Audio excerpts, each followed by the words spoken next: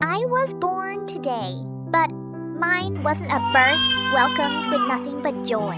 This room, perfectly decorated, warm, and full of love, wasn't always like this. When Mom first found out about me, she smiled and cried at the same time. She held the test in her trembling hands, and tears filled her eyes. She wasn't just thinking about the baby she was having. She was thinking about how they'd survive. When she told Dad, she couldn't stop crying.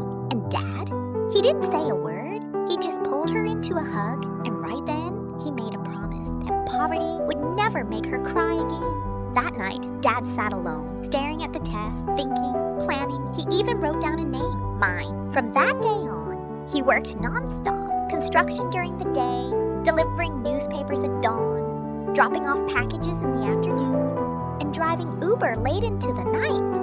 It felt like he was doing every job under the sun. And Mom? She worked too. Pregnant, sweeping halls, mopping floors, waiting tables, never stopping. Sometimes, when she thought no one was watching, she cried. Dad saw, and he would quietly cry too, without making a sound.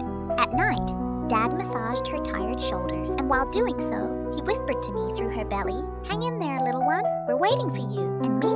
I was floating in the dark, stretching, playing, growing. I didn't understand their pain, but I could feel their love. Day by day, piece by piece, this room began to fill. Immobile, tiny clothes folded with care. Then came the party, the day they found out I was a girl. Mom popped the pink confetti. Dad shouted and spun like a kid. They laughed. They cried. It was perfect. But then, one night, Mom held her belly and gasped. Her water broke. Dad freaked out. He actually ran past the hospital entrance, stopped, turned back, and rushed in like a storm.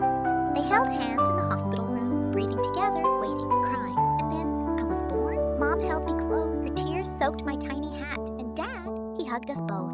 His eyes wide, his face frozen in disbelief. He didn't say a word, just cried. And me? I didn't know any of this. I was just happy, smiling, because Mom's arms were the warmest place in the world. But then she didn't wake up. Dad screamed, begged, held her cold hand again and again. Now, it's just the two of us. Dad still hums the lullaby she used to sing. He still tells me stories, and when he looks at her picture, he whispers, "She would have loved you so much."